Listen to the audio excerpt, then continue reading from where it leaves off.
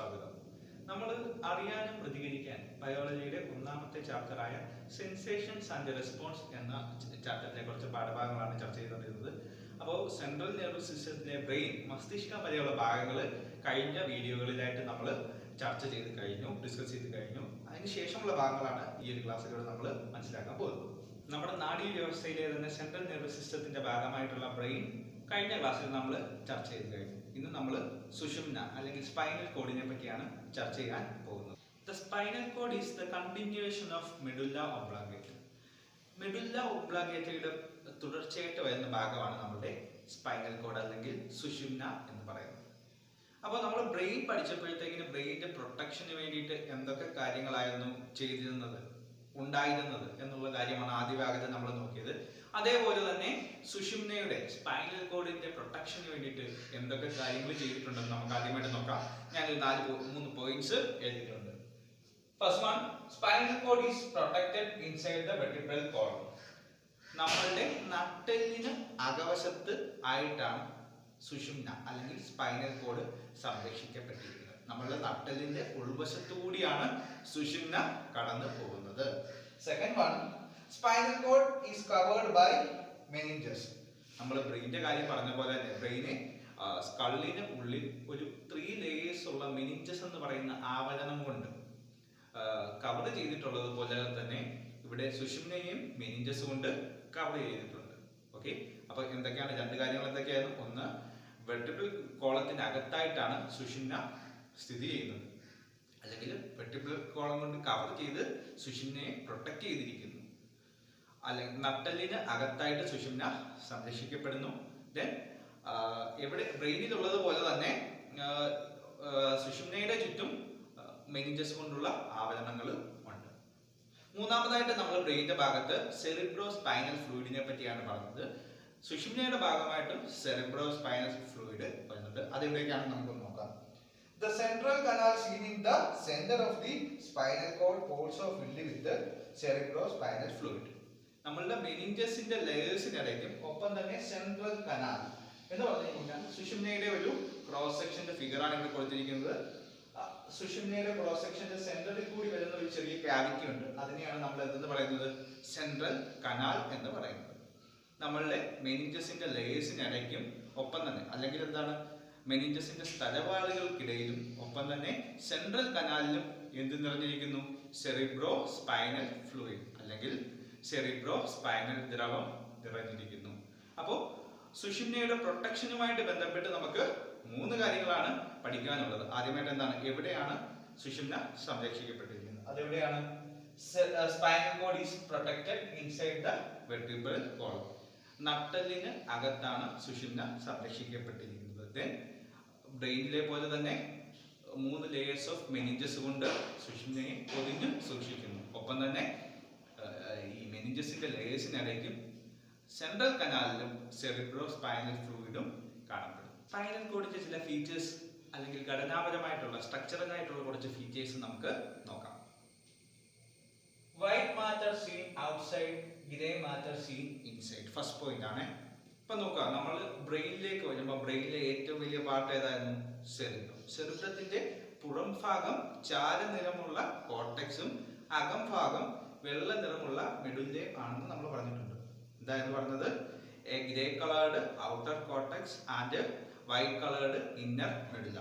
ഇവിടെ സുഷുമ്നയിലേക്ക് വരുമ്പോൾ അല്ലെങ്കിൽ സ്പൈനൽ കോഡിലേക്ക് വരുമ്പോഴത്തേക്ക് അതിന്റെ പുറം ഭാഗം എന്താ നോക്കുക, സ്ട്രക്ചറിന്റെ പുറത്ത് ഭാഗത്ത് വൈറ്റ് മാറ്ററും ഉള്ളില് ഗ്രേ മാറ്ററും ആയിരിക്കും. ബ്രെയിനിൽ എങ്ങനെയായിരുന്നു? നേരെ തിരിച്ചായിരുന്നു. ബ്രെയിനിലെ ഏറ്റവും വലിയ ഭാഗമായ സെറിബ്രത്തിൽ എങ്ങനെയായിരുന്നു? പുറത്ത് ഗ്രേ മാറ്ററും അകത്ത് വൈറ്റ് മാറ്ററും ആയിരുന്നു.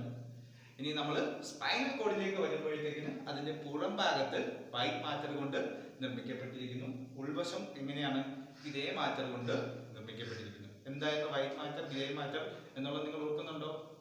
നമ്മൾ പറഞ്ഞായിരുന്നു, ന്യൂറോണുകളുടെ ഏറ്റവും നീളമുള്ള നെർവ് ഫൈബറായ ആക്സോണിന് ചുറ്റും മൈലിൻ ഷീത്തിന്റെ കവറിംഗ് ഉണ്ടെങ്കിൽ അതിന്റെ നിറം എന്തായിരിക്കും? ഒരു ഷൈനി വൈറ്റ് കളർ ആയിരിക്കും നമ്മൾ പഠിച്ചിട്ടുണ്ട്.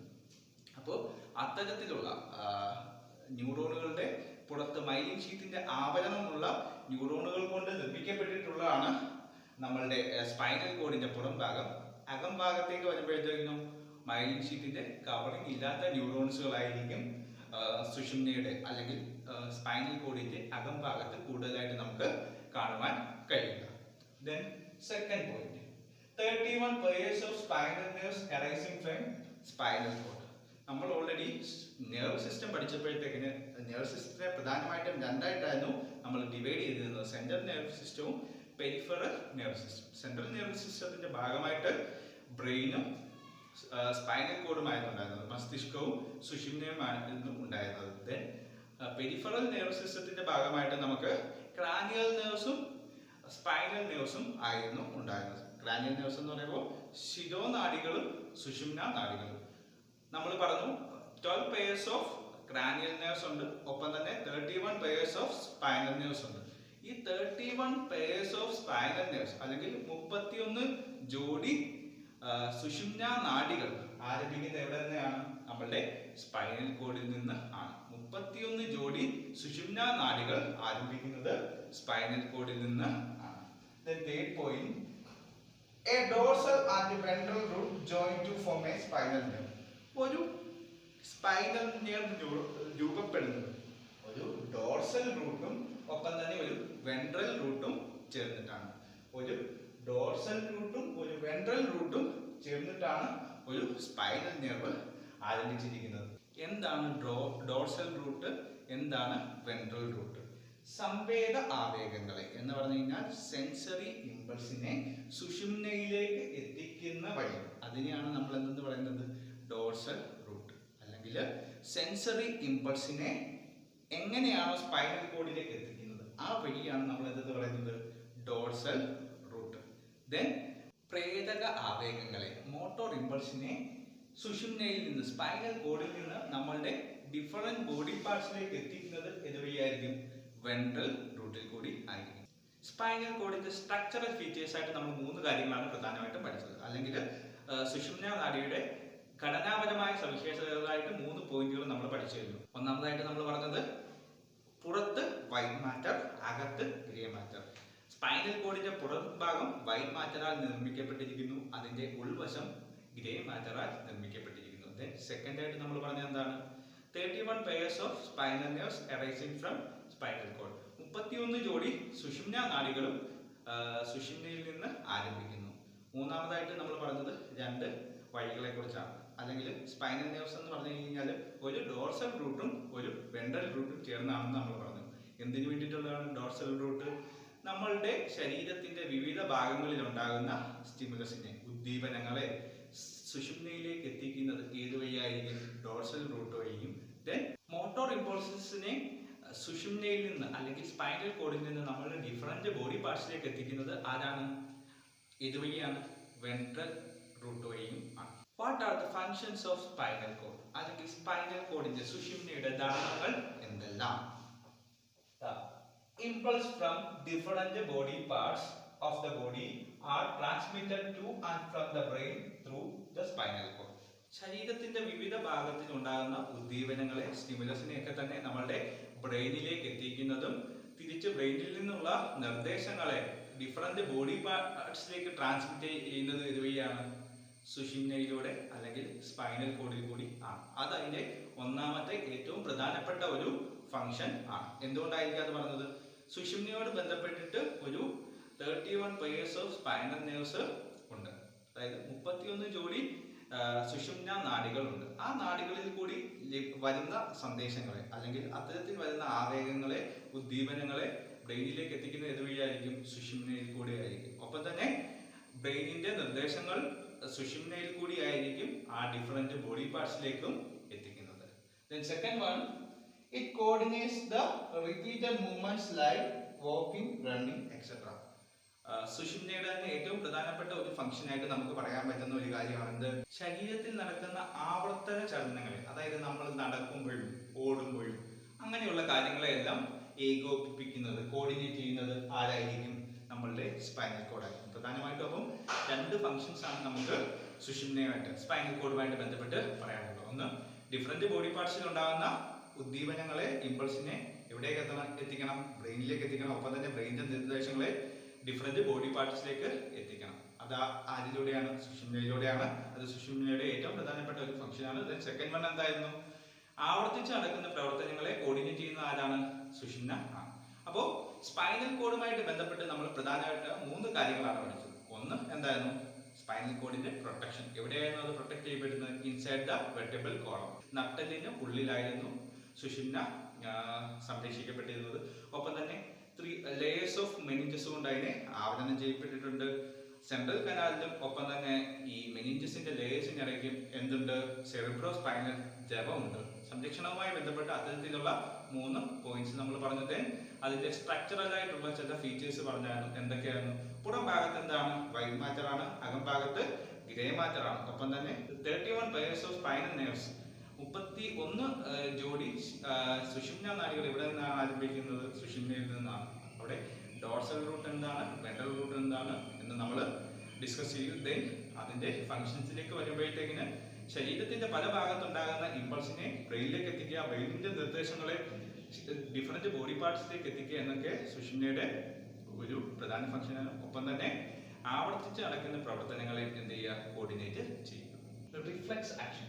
The accidental and involuntary responses towards stimuli are called reflex action. നമ്മൾ വളരെ ആകസ്മികമായിട്ട് ബോധപൂർവമല്ലാതെ സ്റ്റിമുലസിന് അനുസൃതമായി അല്ലെങ്കിൽ ഉദ്ദീപനങ്ങൾക്ക് അനുസൃതമായി ബോധപൂർവമല്ലാതെ നടക്കുന്ന ചില പ്രവർത്തനങ്ങളെയാണ് നമ്മൾ എന്ത് പറയുന്നത്? റിഫ്ലെക്സ് പ്രവർത്തനങ്ങൾ എന്ന് പറയുന്നത്. നമ്മൾ ഉദാഹരണത്തിന് ചൂടുള്ള ഒരു വസ്തുവിൽ നമ്മൾ തൊട്ടു, എന്ത് ചെയ്യും? നമ്മൾ കൈ പിൻവലിക്കും. സാധാരണഗതിയിൽ നമുക്ക് ഒരു ഗ്ലാസ് വെള്ളം എടുത്തു കുടിക്കണം. നമ്മൾ എന്ത് ചെയ്യും? നമ്മൾ എവിടെയാണ് വെള്ളം ഇരിക്കുന്നത് അവിടെ വരെ നടന്നു എന്ന് അത് എടുത്ത് കുടിക്കും. അതൊരു റിഫ്ലെക്സ് പ്രവർത്തനമാണ്? അല്ല, അത് നമ്മൾ ബോധപൂർവം ചെയ്യുന്നൊരു പ്രവർത്തനമാണ്. നമ്മൾ ചൂടുള്ള ഒരു വസ്തുവിൽ തൊടുക, എന്ത് ചെയ്യും? കൈ വളരെ പെട്ടെന്ന് പിൻവലിക്കും. അത് നമ്മൾ ബോധപൂർവം ചെയ്യുന്നതാണ്. നമ്മൾ ചിന്തിക്കുന്നതിന് മുമ്പേ തന്നെ കൈ പിൻവലിച്ചു കഴിഞ്ഞു. അല്ലെങ്കിൽ ഒരു മുള്ളി കാലിൽ കൊള്ളുന്ന സമയത്ത് വളരെ പെട്ടെന്ന് തന്നെ നമ്മൾ എന്ത് ചെയ്യും? കാല് പിൻവലിക്കും. അത് നമ്മൾ ബോധപൂർവം ചെയ്യാത്ത ഒരു പ്രവർത്തനമാണ്. അത് എങ്ങനെയാണ് ഉണ്ടാകുന്നത്? വളരെ ആക്സിഡന്റൽ ആയിട്ട് ഉണ്ടാകുന്നു. അപ്പോൾ ഒരു റിയാക്ഷൻ അവിടെ ഉണ്ടാകും. അത്തരത്തിലുള്ള പ്രവർത്തനങ്ങളെയാണ് നമ്മൾ എന്തെന്ന് പറയുന്നത്? റിഫ്ലെക്സ് പ്രവർത്തനങ്ങൾ എന്ന് പറയുന്നത്. ടെക്സ്റ്റ് ബുക്കിൽ നമുക്കൊരു എക്സാമ്പിൾ കാണിച്ചിട്ടുണ്ട്. ഒരു കത്തുന്ന മെഴുകുതിരിക്ക് മുമ്പിൽ നമ്മൾ നമ്മളുടെ കൈവിരൽ കൊണ്ടുവെക്കുകയാണെങ്കിൽ എങ്ങനെയായിരിക്കും അവിടെ ഒരു റിഫ്ലെക്സ് പ്രവർത്തനം അല്ലെങ്കിൽ ഒരു റിഫ്ലെക്സ് ആക്ഷൻ നടക്കുന്നതെന്ന് നമുക്ക് നോക്കാം. Reflex arc is the pathway of impulse in A reflex action. ഒരു റിഫ്ലെക്സ് പ്രവർത്തനത്തിലെ ആവേഗങ്ങളുടെ സഞ്ചാരപാതയെ നമ്മൾ എന്ത് വിളിക്കും? റിഫ്ലെക്സ് ആർക്ക് എന്ന് വിളിക്കും. നമ്മളുടെ ടെക്സ്റ്റ് ബുക്കിലെ എക്സാമ്പിൾ അനുസരിച്ചുണ്ടാകുന്ന ഒരു റിഫ്ലെക്സ് പ്രവർത്തനത്തിന്റെ സഞ്ചാരപാത അല്ലെങ്കിൽ റിഫ്ലെക്സ് ആർക്ക് നമുക്കൊന്ന് നോക്കാം. നമ്മളുടെ എക്സാമ്പിൾ എന്തായിരുന്നു? ഒരു മെഴുകുതിരിയുടെ തൊട്ട് മുമ്പിലായിട്ട് നമ്മളുടെ കൈ ഒന്ന് വെച്ച് കഴിഞ്ഞാൽ കൈ കൊള്ളുന്ന സമയത്ത് എന്ത് ചെയ്യും? കൈ പിൻവലിക്കും. സോ ഇനി നമ്മൾ ഒരു റിഫ്ലെക്സ് പ്രവർത്തനവുമായിട്ട് ബന്ധപ്പെട്ട് അതിന്റെ അവിടെ ഉണ്ടാകുന്ന ആവേഗങ്ങളെ എങ്ങനെയാണ് സഞ്ചരിച്ച് തിരിച്ച് ആ പ്രവർത്തനത്തിലേക്ക് എത്തുന്നതെന്ന് നമുക്കൊന്ന് നോക്കാം. ആദ്യമായിട്ട് ഫസ്റ്റ് സ്റ്റിമുലസ്, ഉദ്ദീപനം ഉണ്ടാവുന്നു. നമുക്കറിയാം ചൂടുള്ള മെഴുകുതിരിയുടെ തൊട്ട് മുകളിലായിട്ട് കൈവെക്കുന്ന സമയത്ത് എന്ത് ചെയ്യും? അവിടെ ഒരു ഉദ്ദീപനമാണത്. അവിടെ ഒരു സ്റ്റിമുലസ് ആണ്, ഒരു എക്സ്റ്റേണൽ സ്റ്റിമുലസ് ആണ്. എന്തെന്ന് പറയുന്നത്? കത്തി നിൽക്കുന്ന മെഴുകുതിരി. ദെൻ റിസപ്റ്റേഴ്സ് അഥവാ ഗ്രാഹികൾ. റിസപ്റ്റേഴ്സ് അവിടെ ഉണ്ടാകുന്ന ഉദ്ദീപനത്തെ എന്ത് ചെയ്യും? തിരിച്ചറിയുന്നു. റിസപ്റ്റേഴ്സ് എന്ത് ചെയ്യും? ഇവിടെ ചൂടുണ്ട് എന്നുള്ള കാര്യം തിരിച്ചറിയുന്നു. ദെൻ അവ എന്ത് ചെയ്യും? അപ്പൊ അവിടെ എന്ത് ചെയ്യുന്നു? അതിനനുസൃതമായിട്ടുള്ള ഒരു ഇലക്ട്രിക് ഇമ്പൾസ് ജനറേറ്റ് ചെയ്യുന്നു. അത്തരത്തിൽ ജനറേറ്റ് ചെയ്യപ്പെടുന്ന ഇലക്ട്രിക് ഇമ്പൾസിനെ സ്പൈനൽ കോഡിലേക്ക് കൊണ്ടുപോകുന്നത് ആരാണ്? സെൻസറി ന്യൂറോൺ അഥവാ സംവേദ നാഡി. അപ്പൊ നോക്കിക്കേ, ഒരു ഉദ്ദീപനം ഉണ്ടാകുന്നു. ആ ഉദ്ദീപനത്തിന് അനുസൃതമായിട്ട് റിസപ്റ്റേഴ്സിൽ ഒരു ഇലക്ട്രിക് ഇമ്പൾസ് ജനറേറ്റ് ചെയ്യുന്നു. ആ ഇലക്ട്രിക് ഇമ്പൾസിനെ സെൻസറി ന്യൂറോൺ എവിടേക്ക് കൊണ്ടുപോകുന്നു? സ്പൈനൽ കോഡിലേക്ക് കൊണ്ടുപോകുന്നു. സ്പൈനൽ കോഡിൽ ആരുണ്ട്? Inter neuron. ഇന്റർ ന്യൂറോൺ എന്ന് പറഞ്ഞു കഴിഞ്ഞാൽ എന്താണ്? സെൻസറി ന്യൂറോണിനെയും മോട്ടോർ ന്യൂറോണിനെയും കണക്ട് ചെയ്യുന്ന ഒരു ഭാഗത്തെയാണ് നമ്മൾ എന്തെന്ന് പറയുന്നത്? Inter neuron. അവിടെ ഉണ്ടാകുന്ന സെൻസറി ഇമ്പൾസിന് അക്കോർഡിംഗ് ആയിട്ടുള്ള ഒരു വളരെ പെട്ടെന്നുള്ള ഒരു നിർദ്ദേശം ഇവിടെ എവിടെ രൂപപ്പെടുന്നു? ഈ ഇന്റർ ന്യൂറോണിൽ രൂപപ്പെടുന്നു. ആ ഇന്റർ ന്യൂറോൺ ആ ഒരു നിർദ്ദേശത്തെ ആർക്ക് കൊടുക്കുന്നു? മോട്ടോർ നെർവിന് കൊടുക്കുന്നു. മോട്ടോർ നെർവ് അഥവാ പ്രേരക നാഡിക്ക് കൊടുക്കുന്നു. അവിടെ സ്പൈനൽ കോഡിൽ നിന്ന് ഉണ്ടാകുന്ന ഒരു നിർദ്ദേശത്തെ പ്രേരക നാഡിക്ക് കിട്ടിക്കഴിഞ്ഞാൽ എന്ത് ചെയ്യും? അവ ഏത് മസിൽസുമായിട്ടാണ് ബന്ധപ്പെട്ട് അവ ചെയ്യുന്നത് ആ ഒരു റിലേറ്റഡ് മസിലിലേക്ക് അതിനെ എത്തിക്കും. അതായത് നമുക്ക് ചൂടാണ്, അപ്പോൾ എന്ത് ചെയ്യണം? കൈ പിൻവലിക്കണം. കൈ പിൻവലിക്കുന്നതിന് ആവശ്യമായിട്ടുള്ള മസ്കുലാർ ആക്ടിവിറ്റീസ് ചെയ്യുന്ന മസിൽസിലേക്ക് ഈ ഒരു നിർദ്ദേശം എത്തുന്നു. ഒപ്പം തന്നെ നമ്മൾ എന്ത് ചെയ്യുന്നു? കൈ പിൻവലിക്കും. ഇത്തരത്തിലുണ്ടാകുന്ന സഞ്ചാരപാത അല്ലെങ്കിൽ ഒരു പാത്വേ ആണ് നമ്മൾ എന്തെന്ന് പറയുന്നത്? റിഫ്ലെക്സ് ആർക്ക് എന്ന് പറയുന്നത്. അപ്പോൾ നമ്മളിൽ അനുഭവപ്പെടുന്ന ഓരോ റിഫ്ലെക്സ് ആക്ഷനും അനുസൃതമായിട്ട് എന്തുണ്ട്? ഒരു റിഫ്ലെക്സ് ആർക്ക് ഉണ്ട്.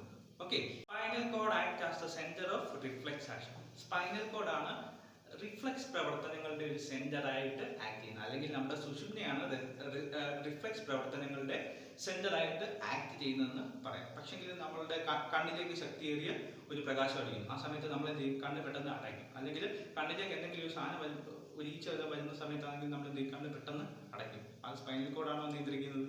അല്ല, അത് ബ്രെയിനിലെ സെറിബ്രം ആണ് അത്തരത്തിലുള്ള റിഫ്ലെക്സ് ആക്ഷൻ നിയന്ത്രിക്കുന്നത്. അപ്പൊ നമുക്ക് റിഫ്ലെക്സിനെ പൊതുവായിട്ട് രണ്ടായിട്ട് തിരിക്കാവുന്ന spinal reflex, then cerebral reflex. Cerebral reflex എന്ന് പറഞ്ഞു കഴിഞ്ഞാൽ എന്താണ്? സെറിബ്രവുമായി ബന്ധപ്പെട്ട ഒരു റിഫ്ലെക്സ് ആക്ഷൻ നടക്കുകയാണെങ്കിൽ അതിനെ നമുക്ക് സെറിബ്രൽ റിഫ്ലെക്സ് എന്ന് പറയാം. ദെൻ സ്പൈനൽ കോഡുമായി ബന്ധപ്പെട്ട് നടക്കുന്ന എല്ലാ റിഫ്ലെക്സ് ആക്ഷനെയും നമ്മൾ ചേർത്ത് പറയുന്നതാണ് സ്പൈനൽ റിഫ്ലെക്സ്. അപ്പോൾ നമ്മൾ ഇന്ന് സെൻട്രൽ നെർവസ് സിസ്റ്റത്തിൽ തന്നെ ഏറ്റവും പ്രധാനപ്പെട്ട സ്പൈനൽ കോഡ് എന്ന് പറയുന്ന ഭാഗമാണ് ഇന്നത്തെ ക്ലാസ്സിൽ നമ്മൾ ചർച്ച ചെയ്തത്. ഇന്നത്തെ ക്ലാസ് ഇഷ്ടപ്പെട്ടെങ്കിൽ ലൈക്ക് ചെയ്യുക. ഒപ്പം തന്നെ നിങ്ങൾക്ക് ഈ ക്ലാസ് മനസ്സിലായെങ്കിൽ നിങ്ങൾ കൂട്ടുകാർ കൂടി ഈ ഒരു വീഡിയോ, ഈ ഒരു ക്ലാസ് ഷെയർ ചെയ്ത് കൊടുക്കുക. ഒപ്പം തന്നെ എന്തെങ്കിലും സംശയം ഉണ്ടെങ്കിൽ നിങ്ങൾ കമന്റ് ആയിട്ട് രേഖപ്പെടുത്തുക. Thank you.